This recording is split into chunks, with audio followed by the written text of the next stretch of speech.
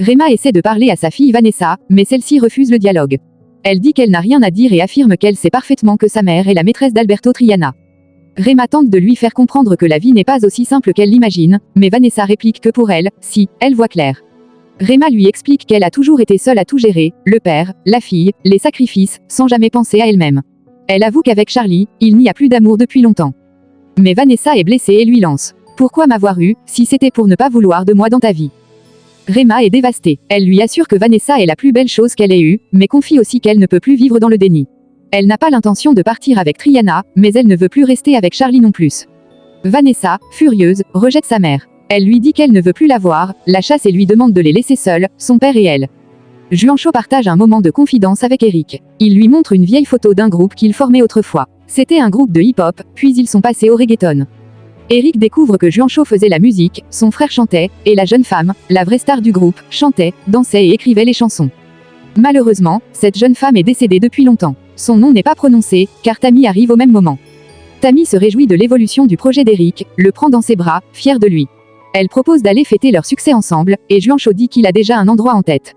Pendant ce temps, Falcioni, un des hommes de main de Mana, remarque qu'il est suivi par un agent de la DEA.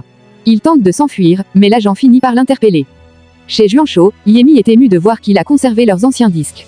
Ensemble avec Tammy et Eric, ils dansent et rient, ravis de ce moment de complicité. On annonce qu'une fête est prévue prochainement, pour célébrer leur nouveau succès. Charlie enregistre un message vocal à l'attention de Tammy. Il lui annonce que tout est fini entre lui et Rema, qu'il est désormais un homme libre, et qu'il veut qu'ils se parlent rapidement. Il lui dit qu'il est temps de vivre leur histoire, comme il le lui avait promis. Tammy écoute silencieusement ce message, sans réagir tout de suite. Eric, un peu troublé, demande à Tammy pourquoi elle croit autant en lui. Elle lui répond avec tendresse que c'est parce qu'elle l'entend chanter, le voit composer, et ressent la passion qu'il met dans la musique. Mais plus encore, elle sent que lui-même n'a pas encore conscience de sa valeur. Tammy l'invite alors à chanter avec elle, lui prouvant qu'il a du talent et du charme. Elle lui donne rendez-vous pour le soir. Juancho arrive chez lui rayonnant de joie. Il annonce qu'ils vont fêter la réussite d'Eric. Kata le félicite. Eric veut absolument que sa mère, Ligia, vienne à la fête. Mais elle refuse, trouvant que ce genre d'endroit n'est pas pour elle, un bar, de la musique, des jeunes, ce n'est pas son univers. Elle se sent vieille, déplacée, même si Eric tente de la rassurer en lui disant qu'elle a plein de belles tenues. Il insiste, sa présence compte énormément pour lui, sinon il refusera d'y aller lui aussi. Ligia, bouleversée, demande un peu de temps pour se préparer. Vanessa reçoit un message d'Eric l'invitant à la fête. Ruko, qui est avec elle, la pousse à y aller. Il en profite pour mentionner qu'il pourrait utiliser l'occasion pour vendre ses substances, montrant ses intentions peu honnêtes. De son côté, Rema regarde de vieilles photos avec Charlie. Elle est plongée dans ses souvenirs, visiblement partagés entre la nostalgie et la tristesse. Pendant ce temps, Charlie, en état d'ébriété, se lamente sur Rema. Il rappelle à Axel tout ce qu'il a fait pour elle, il l'a sortie du quartier, lui a offert une maison, de l'argent, une belle vie. Et maintenant, elle veut le chasser de chez lui. Axel tente de le calmer, en l'incitant à venir à la fête et à tourner la page. Il lui assure qu'il pourra vite remplacer Rema. Mais Charlie semble obsédé par Tammy, qui ne répond pas à ses appels. Il s'inquiète, se sent abandonné, et devient instable émotionnellement. Toujours plus insistant, Charlie laisse un nouveau message vocal à Tammy, lui demandant de le rappeler à n'importe quelle heure, affirmant qu'il veut la voir au plus vite. Il termine par un gros bisou princesse, espérant raviver leur complicité passée. Tammy parle avec Zulma pour confirmer la diffusion de l'interview sur la chaîne de cette dernière. Elle insiste, Zulma doit rester près de son téléphone, car elle lui communiquera l'heure exacte de la diffusion. Elle se quitte sur un accord clair. Chez Juancho, toute la famille est réunie avec impatience. Ils attendent le moment de découvrir la fameuse vidéo de la Carpe Koi. Tammy arrive à son tour. Kata, la sœur de Juancho, se montre un peu jalouse de voir toute cette attention tournée vers Tammy. Manin parle avec son homme de main, Mana, qui est furieux. Il attendait de l'argent de Charlie, mais celui-ci ne répond plus. Manin confirme qu'il n'a aucune nouvelle, malgré ses nombreux appels. En plus, il y a un deuxième problème, la police a coincé Falcioni, ce qui pourrait compromettre leurs affaires criminelles. Mana réalise que la situation devient très critique pour lui. Il risque de perdre ses associés et de voir le business s'écrouler. Rizzo interroge Falcioni. Il tente de le faire parler en lui proposant une réduction de peine s'il collabore avec la justice. Mais Falcioni reste fermé et refuse de donner la moindre information, affirmant qu'au pays, les délateurs meurent. Rizzo le met alors face à la réalité, il est accusé de vol, de meurtre et d'avoir frappé Alberto Triana. Il lui montre même une vidéo compromettante. Malgré tout, Falcioni ne fléchit pas. Eric arrive à la fête accompagné de sa mère, Ligia, qui rencontre enfin les personnes qui soutiennent son fils.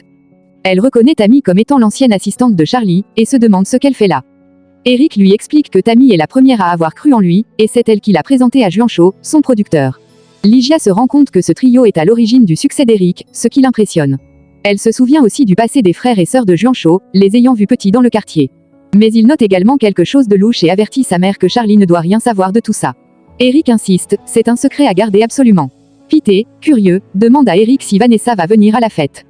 Eric confirme qu'elle viendra, mais il lui précise aussi, elle n'est pas intéressée par toi. Pete n'en démord pas, il pense que c'est juste parce qu'elle ne l'a pas encore vu danser, affirmant avec humour qu'il est un vrai pro de la piste. Il lui conseille alors de se débrouiller pour ne pas se faire éclipser. Rizzo, l'agent de la DEA, présente un document à Falcioni pour tenter de le faire parler.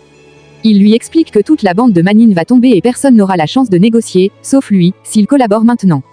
Mais Falcioni reste obstiné. Il affirme ne rien savoir et Vanessa fait une annonce devant toute l'assemblée. Elle présente Ruko comme son petit ami. C'est un moment important pour elle, qu'elle affiche sans gêne. Ligia, la grand-mère de Vanessa, lui rappelle qu'elle était encore récemment sous traitement médical. Mais Vanessa la rassure, elle ne prend plus de médicaments et veut juste boire un verre pour fêter plusieurs choses. Le succès de son cousin Eric. Mais aussi, de façon étonnante, la séparation de ses parents, qu'elle accueille avec soulagement. Ligia est troublée, mais Vanessa insiste, je suis heureuse. La fameuse interview faite par Zulma est enfin publiée. Tout le monde la regarde, y compris Charlie. Dans la vidéo, Alberto accuse Charlie d'avoir envoyé ses hommes le frapper. Il explique que Charlie est venu agressivement dans son bureau. Était furieux qu'il ait engagé sa fille. Se comporte comme un faux père de famille, un faux artiste et un hypocrite. Alberto menace de porter plainte, et affirme que ses avocats décideront de la suite.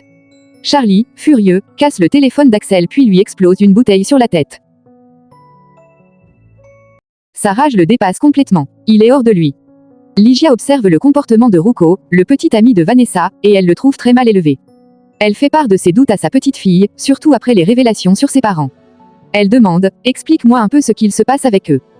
Mais Vanessa, agacée, refuse d'en parler. Elle préfère danser et oublier les tensions. Eric prend ensuite la parole devant tout le monde. Il remercie Juancho et Tammy, qui l'ont aidé à lancer sa carrière. Sa mère Ligia, à qui il n'a pas assez dit merci auparavant. Il s'excuse aussi de ne pas s'être assez occupé d'elle, ayant passé trop de temps à chercher ce qu'il croyait perdu. Son discours est profond, sincère et très touchant. Tammy est bouleversée. Elle pleure en écoutant le discours d'Eric, qui l'a beaucoup ému. Elle confie à Juancho que cela lui rappelle son propre fils, qu'elle a perdu. Elle pense à lui tous les jours, et regrette tout ce qu'elle n'a pas pu lui donner. Juancho lui dit qu'elle aurait été une excellente mère. Elle répond avec émotion, merci, mais ça, on ne le saura jamais. À ce moment-là, Kata arrive et emmène Juancho avec elle, laissant Tammy seule un instant. Pete va vers Vanessa, voyant qu'elle n'est pas bien. Il lui raconte qu'il a lui aussi vécu la séparation de ses parents quand il avait 8 ans, mais qu'après, c'était presque comme une vie de rêve, 2 anniversaires, 2 maisons, des parents plus heureux. Il essaie de lui montrer le bon côté des choses, même si lui-même reconnaît qu'il parle comme un pasteur. Vanessa rit un peu et finit par admettre qu'il a peut-être raison. Ses parents se disputent tout le temps, et elle se sent prise entre les deux. Pete lui propose alors son numéro, il l'invite à rejoindre son groupe d'amis, passionnés de musique et de graphisme. Mais soudain, Ruko arrive, pousse Pete, embrasse Vanessa et l'emmène avec lui, sans un mot. Ligia discute avec Tammy pendant que la fête continue. Elle exprime sa grande fierté, c'est mon fils qui a composé cette chanson. Tammy le savait, bien sûr, et la félicite, cette fierté, elle est partagée par tous ceux qui le connaissent. Elle insiste sur le fait qu'Eric est vraiment doué, et elle le dit sincèrement. Pete va retrouver Eric et lui dit qu'il n'aime pas du tout Ruko, le petit copain de sa nièce. Eric est d'accord, l'ambiance est tendue, mais Eric essaie de détendre l'atmosphère, regarde, il y a plein de jolies filles ici, va danser un peu. Qu'avoue que celle qui lui plaît vraiment, c'est sa propre nièce, Vanessa. Cela complique un peu les choses. Eric va vers deux Tammy et Ligia qui n'osaient pas danser et leur lance, pourquoi vous dansez pas? C'est ma chanson, allons-y. Tous se mettent à danser ensemble sur « Nous perdons notre temps » dans une ambiance festive et joyeuse. Pendant que tout le monde fait la fête, Charlie, seul chez lui, est en train de tout foutre en l'air. Il est hors de contrôle, complètement consumé par sa rage, jalousie et frustration. Il détruit des choses autour de lui, incapable d'accepter ce qui lui arrive, que ce soit la trahison de Rema, le succès d'Eric, ou l'indifférence de Tammy.